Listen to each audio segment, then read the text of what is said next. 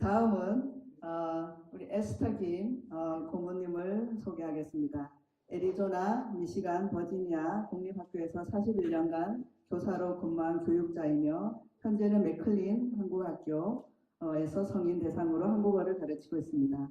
수잔 솔티 여사가 대표로 있는 북한 자유연합에서 적극적인 회원으로 북한 인권운동을 하고 있으며 현재 미주통일연대 워싱턴 고문으로 활동하고 있습니다.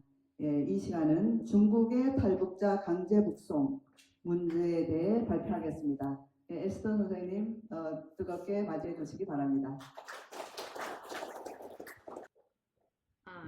저도 사실은 어떻게 잘 생각해 보면 탈북민 중에 하나라고 볼 수 있어요.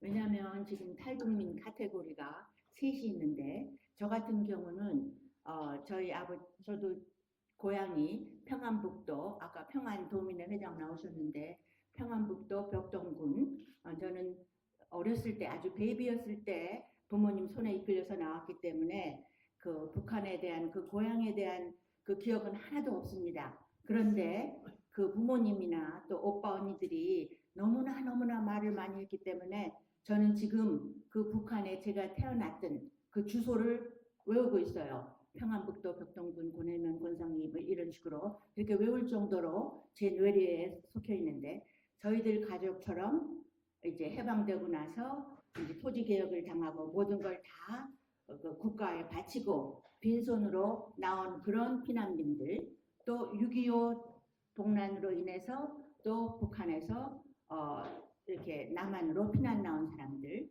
또 이제 탈북민들 주로 얘기하면은 그 고난의 행군이라든가 그때 너무나 먹을 게 없어서 너무나 자유가 없어서 내가 죽더라도 나는 중국에 한번 가보겠다. 왜냐하면 자기 그 해산이라든가 뭐 신우주에서 이렇게 보면 압록강이나 두만강을 건너서 보면 중국에는 그냥 불이 환한데 북한에는 불도 없이 캄캄하고 뭐 이런 데 보니까 내가 죽더라도 두만강을 건너서 압록강을 건너서 중국에 가서 내가 돈을 많이 벌어서 이제 죽어가는 부모님, 동생들 먹여 살려야 되겠다. 그래가지고 넘어간 그런 탈북민들이 있습니다. 통일연구원의 그 통계에 따르면은 지금 중국의 흑룡강성이나 요녕성, 길림성에 한 10만 명으로 추정되는 탈북민들이 살고 있다고 합니다. 그리고 북한 인권정보센터에 의하면은 구류소나 detention center or 변방 수용소 border guard detention center에 한 600에서 한 2,000명 정도가 지금 구금되어 있는 것으로 알려져 있습니다. 여기 중국 지도를 보시면 아시겠지만 저 맨 위에 흑룡강성 할빈이라고 바로 보이죠? 그리고 또 바로 여기 우리가 보통 길림성이라는 질린, 그리고 요녕성, 요녕을 중국말로 뭐라 그러죠? 네네, 아주 유창한 중국말로. 네, 거기에 그렇게 많은 사람들이 살고 있습니다. 그리고 detention centers, 구류소, 차이나의 생활은 정말 너무나 비참합니다. 저는 탈북민들을 미국에 와서 국회에서나 유엔에서 증언할 때 제가 통역을 했기 때문에 정말 너무나 잘 아는데 그 구류소의 생활은 북한에 있는 감옥의 생활보다 더 참혹하다고 해요. 왜냐하면은 이렇게 밥을 굶지 않을 만큼 조금 주고, 또 그 간수들이나 그 보안들이 자기 기분에 따라서 기분 나쁘면 담배를 이렇게 피다가 자기들이 먹는 이 조그만 밥에다가 던진대요. 그래서 왜 그러느냐고 항의를 하면은 손을 그 철창 밖으로 내라 그래가지고 자기들이 차고 있던 그 총대로 막 때린답니다.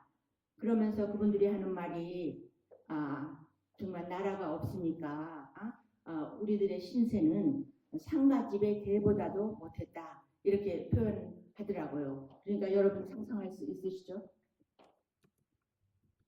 그러면 이분들이 북한에서 어떤 경로를 통해서 이제 중국으로 가느냐, 여러 가지가 있습니다.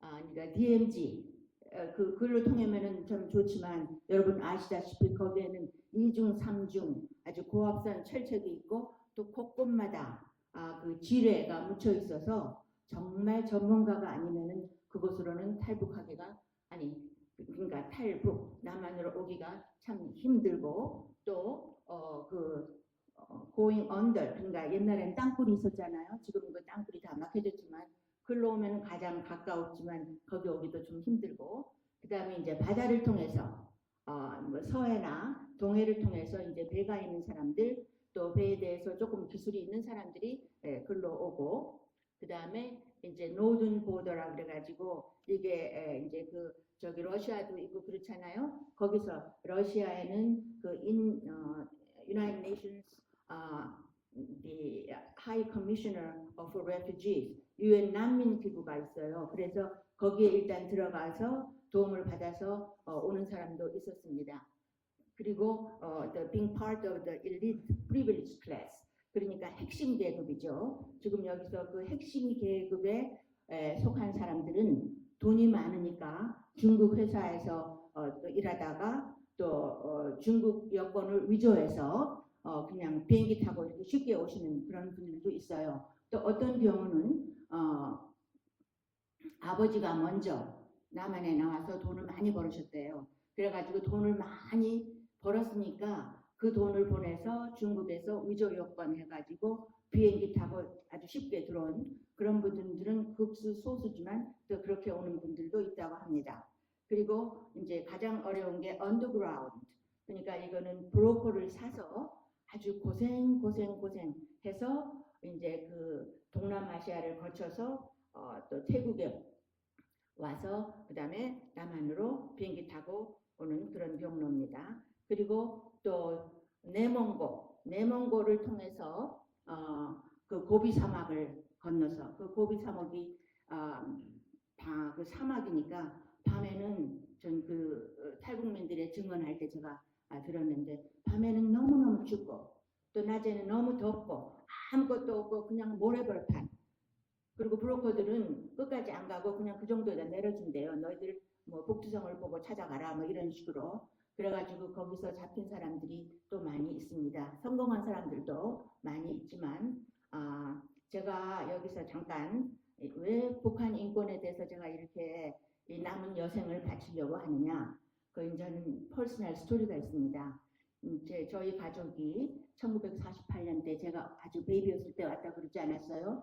근데 그때 이미 결혼을 해가지고 멀리 살고 있는 그런 사람들을 피난 오는데 같이 올 수 없잖아요. 그래서 그 남아있던 그 오빠 또 언니 근데 그 중에서 한 오빠의 그 딸들이 그 두만강을 건너서 탈북을 해가지고 중국에서 또 인신매매로 팔렸다가 지금 남한에 와서 잘 살고 있는 분이 있는데 그 조카의 언니가 제가 말씀드리겠지만 조카의 언니도 같이 팔려서 서로 멀지 않은 곳에 있었는데 모르고 지냈대요. 나중에 와서 알게 돼가지고 이제 구출하려고 그랬는데 브로커를 통해서 물론 돈을 보내는 거죠.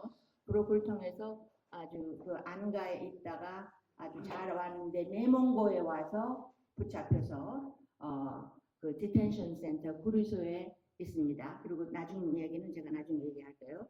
그리고 대사관이나 총영사관을 통해서 또 이제 거기 들어가서 저 political asylum 저 망명하겠습니다. 그래가지고 온 분들도 아주 많지는 않지만 작게 있어요. 그러면 잠깐 참고로 대한민국의 탈북민들이 어느 해에 가장 많이 들어왔느냐? 이 앞에 계신 분들, 그렉 스칼라츄, what year? 어느 해에 가장 탈북민들이 우리 남한에 많이 들어왔죠? 김정은 정권 직전에. 아니 연도로 누가 얘기했는데? 2009 영수건이 맞았어요. 2009 그리고 이제 2025년에는 96밖에 왜냐하면은 이제 남한하고 아까 얘기하셨지만 남한하고 북한이 두 국가로 돼야 된다 이러면서 그 김정은이 우리 대한민국을 아주 적대 국가다, enemy nation 이렇게 했기 때문에 아주 그 보더, 그 국경지대를 막 2중, 3중으로 막아놨기 때문에 참 탈북하기가 힘들다고 합니다. 옛날에는 브로커를 돈을 주면 이렇게 했지만 요새는 북한에서 있는 누구를 뭐 형제 자매를 이제 탈출시키기 위해서 돈을 주면 됐어요. 근데 요새는 돈이 얼마나 많이 올라가는지 1만 불, 2만 불 그래도 브로커들이 없다고 그래요. 그리고 또 북한 인권 자료센터 North Korea Database 거기에 의하면은 그 International Criminal Court 그러니까 국제 형사 재판소의 그 로마 규정에 의하면은 어떤 집단을 예를 들어서 그 탈북민을 중국에 있는 탈북민을 강제 송환시키는 것은 이것은 위법이다라고 말하고 있습니다. 그리고 이거는 인권에 대한 범죄예요. 그리고 또 아이러닉한 거는 뭐냐면은 중국이 이 UN Human Rights Council의 멤버예요. 일본도 멤버고 지금 현재 우리 한국도 멤버인데 그 인권위원회는 뭐 하는 겁니까? 세계의 인권을 아주 그러니까는 프로모션 이렇게 옹호하고 인권 유린당한 사람들을 구출하는 그런 기관의 회원 국가인 중국이 지금 이렇게 북송을 하고 있습니다. 그리고 이거는 1951년 난민 지위에 관한 협약의 위반이고 또 1967년 의정서 및 고문 방지 협약의 위반입니다.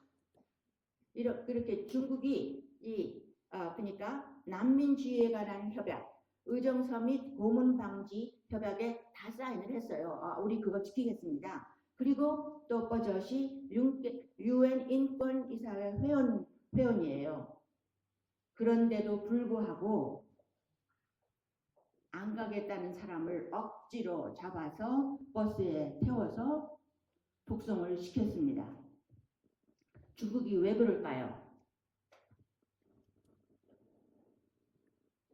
그리고 또 물론 UN이나 다양한 인권 단체들, 그러니까 NGO들이 그렇게 북한에 가면 죽을 고생을 하고 참혹한 감옥 고문을 받고 뭐 처형될 수도 있다는 걸 알면서도 북한에 보내는 것은 그것은 비인도적이며 그래서는 안 된다고 여러 번 국제사회에서 강조를 했지만 중국은 한 귀로 듣고 한 귀로 버리는 거예요.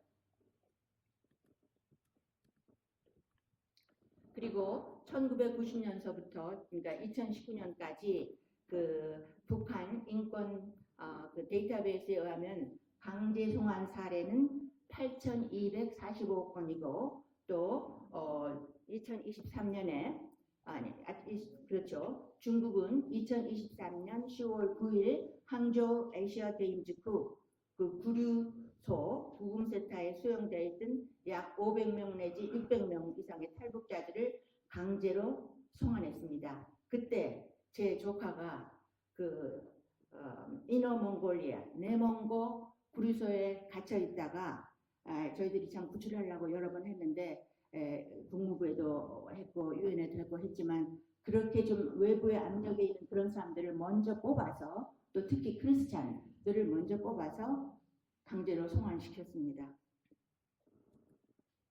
근데 어디로? 그 중국에 있는 그 단동 그리고 또 북한에 있는 신우주 거기에 그 커다란 다리가 있는데 그 다리를 거쳐서 밤중에 중국 사람들이요 밤중에 몰래 버스에 태워서 북송시켰습니다. 그리고 그때는 2023년 10월 7일 그 이스라엘하고 하마스 전쟁이 붙었어요. 그러니까 온 세계의 그 뉴스들이 전부 다 거기에 막 이렇게 막 몰두하니까 이때다 하고 이렇게 불쌍한 정말 힘없는 탈북민들을 북한에 보낸 것입니다. 그러면 제가 이제 이유를 설명하겠습니다. 왜 중국이 자기들이 사인한 이 협약을 지키지 않느냐? 그 탈북민들을 피난민으로 인정하지 않아요. 레퓨지로 인정하지 않고 피난민들은 불법으로 두만강이나 압록강을 건너온 경제적 이민자로 취급을 합니다. 그러니까 그 북한에 있는 탈북민들은 아주 소외당하고 또 뭐 착취당하고 인권 유린당하고 본국으로 강제 송환하게 되는 거예요. 참 우리나라가 분단이 됐는데 그것도 우리나라가 괜히 분단이 된 게 아니잖아요. 2차 대전에서 힘없이 그냥 일본이 지니까 우리는 그냥 해방되니까 힘이 없는 나라의 약소국이라는 것이 이때 그 슬픈 역사 중에 하나입니다. 그러면 레퓨지 그 피난민의 정의를 좀 알아보겠습니다. 피난민은 자신의 나라에서 심각한 인권 침해와 박해의 위험에 처해 있어 고국을 떠난 사람, 그리고 그들의 안전과 생명에 대한 위험이 너무 커서 자신을 보호할 수 없거나 보호하지 않을 자신의 정부 때문에 나라 밖에서 안전을 구할 수밖에 없는 사람들. 여러분 어떻게 생각하십니까? 탈북민들이 이 두 카테고리에 속한다고 생각하지 않습니까? 네, 물론이죠. 다 이 카테고리에서 난민이 분명합니다. 그런데 중국이 인정하지 않는 거죠. 난민이라면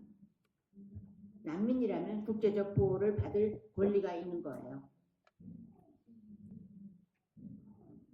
그러면 중국과 북한의 관계에 대해서 물론 이전부터 많은 게 있지만 그저 간단히 설명을 드리자면 1953년 3월 10일 베이징에서 북한하고 중국이 사인을 했어요.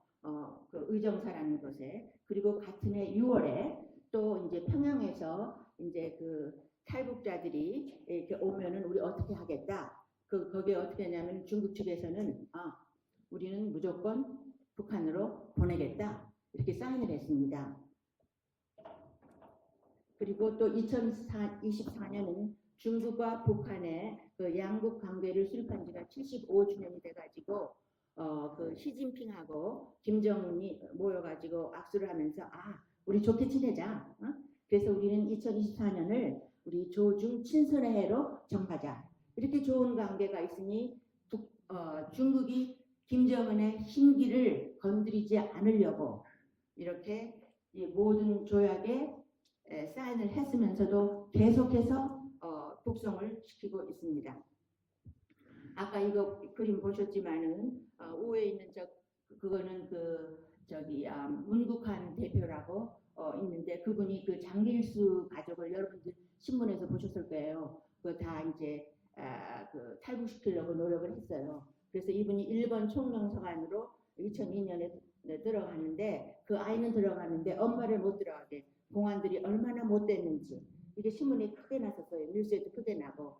그런데 결국 그 문국환 대표님의 그 열정과 봉사로 물질적인 봉사로 이분들이 5명만 빼놓고는 지금 다 안전하게 지금 대한민국에서 살고 있습니다. 그리고 이 밑에 그림은 이 탈북민들이 고생해서 그 중국의 남쪽 운남성 곤명까지 왔었어요. 이제 거기서 그 뭐 버마 그러니까 미얀마라든가 라오스 그다음에 베트남 통해서 올 수 있는데 거기서 잡혀서 이제 그렇게 불쌍하게 끌려가는 모습이고요.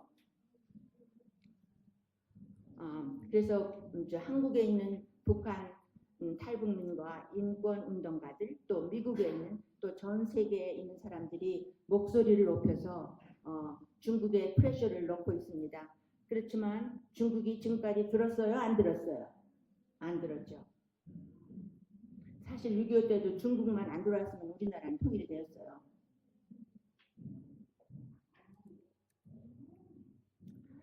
제가 이 자리에서 그 North Korea Freedom Coalition 지금 그 북한 자유연맹 그 회원들이 여기 여러분 오셨는데 이 북한 자유연맹의 그 모토는 ACTA, Non-Verbal 행동하자 말로만 하지 말고 행동하자. 그래가지고 우리 북한 자유연맹에서는 every year 매해 그 탈북민들을 미국에 초대해서 유엔이나 국회에서 또 국무부에서 그들의 그 참담한 스토리를 증언하도록 합니다. 또 저는 거기 멤버니까 거기 그분들이 왔을 때 통역을 여러 번 했어요. 그리고 좀 맨 끝에 사진은 그 대사관 서울에 있는 중국 대사관 앞에서 그러니까 2023년 그 북송시키기 전이죠. 북송을 반대하면서 막 외치고 그리고 또 여기에 있는 워싱턴 DC에 있는 그 중국 대사관 앞에서 북송하지 말아라. 거기 가면 그 사람들 죽는다. 시진핑, 리얼 프레젠트 시진핑, 너도 할아버지고 가족의 가장이 아니냐. 절대 보내지 마라. 그러면서 우리가 청원서를 받는데 문도 열어주지 않고 청원서도 받지 않았어요. 그래서 그냥 거기다 남겨놓고 왔습니다.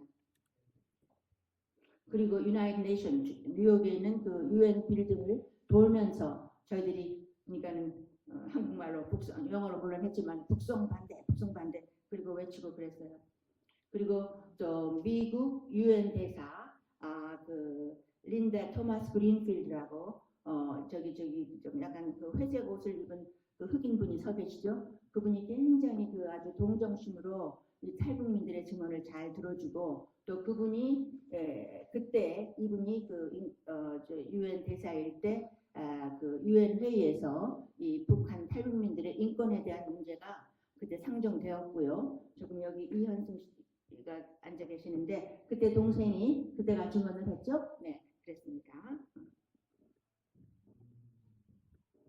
그리고 이거는 이제 증언을 한 후에 증언한 후가 아니고요. 2023년 10월 9일 그 진짜 불쌍한 탈북민들이 북송되었 후에 이제 우리가 그 화이트하우스 앞에서 그때 마침 한국에서 태영호 의원이 오셨었어요. 그래서 강제 북송을 이제 더 이상 하지 마라, 이제 중단하라. 그러면서 저희들이 정말 외쳤습니다. 그리고 그 국무부에 가서 거기에 관계되는 그 북한 대표, 또 중국 대표, 뭐 몽골리아 대표들을 만나서 그 중국의 구리소에 갇혀 있는 그 탈북민들의 그 참혹한 사항을 우리가 증언하는 기회를 가졌습니다.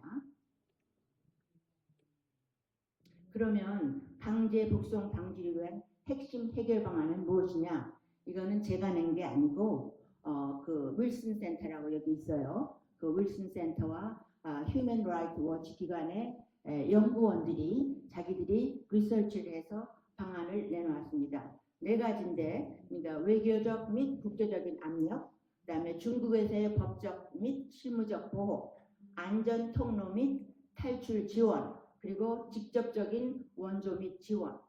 그러면 그 외교적 그리고 국제적 압력은 어떻게 하는 것이냐? 중국의 강제 북송 금지를 원칙을 준수하는 거죠. 그러니까는 다시 말해서 강제 북송을 하지 마라. 그리고 유엔이 개입하는 거예요. 유엔 난민기구와 유엔 특별보고관들이 중국 내 구리소라든가 그런 데 가서 탈북민들의 난민 지위를 심사할 수 있도록 강력히 촉구하는 거고요. 그리고 글로벌 조명 및 옹호 활동, 이런 시간이 가니까 제가 작은 글씨는 읽지 않겠습니다. 그리고 다자 외교, 특히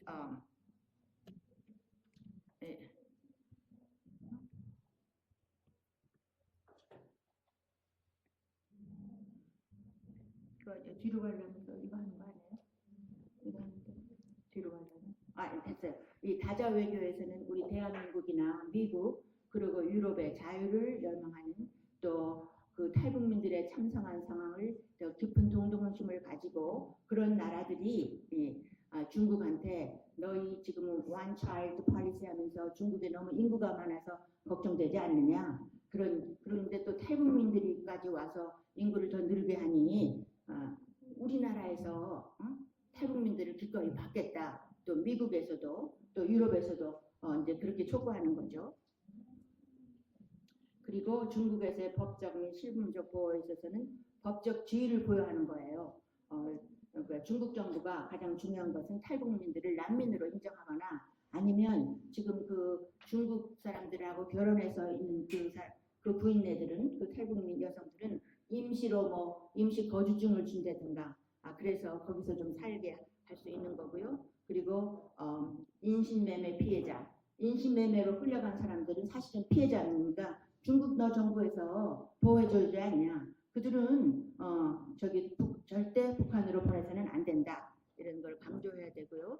또 법률 조언 제공, 그리고 갇혀 있는 사람들에게 법률 지원을 제공함으로써 신속 송환을 이제 저지할 수 있게 만드는 거고, 그리고 안전 통로 및 탈출 지원은 이제 북한 탈북민들이 중국을 거쳐 동남아시아를 통해, 그러니까는 미얀마라든가 라오스, 그리고 뭐 베트남, 그리고 나중에 태국으로 오는데 그 대한민국으로 이동할 수 있는 그런 네트워크를 지원하는 건데, 이제 지금 현재 그런 선교센터가 많이 있어요. 쉼터라고 그러는데, 그 김성은 목사님이 하시는 갈렙 선교회, 또 이빌린 목사님이 하시는 소망 통일 선교회가 뭐 베이징에도 있고 연길에도 있고 뭐 선양에도 있고 곳곳, 그리고 그 곤명에도 있고 다 그분들이 도와주지만 그런 선교센터가 더 필요합니다. 그리고 제3국 동남아시아 인접국들이 북한 탈북민들을 중국으로 강제 송환하지 않도록 보장하는 거죠. 그러니까 우리가 대한민국이 라오스라든가 베트남이라든가 미얀마와 좀 더 외교적인 관계를 밀접히 해서 탈북민들이 오면은 절대 북한으로 보내지 말라, 그렇게 하는 거죠.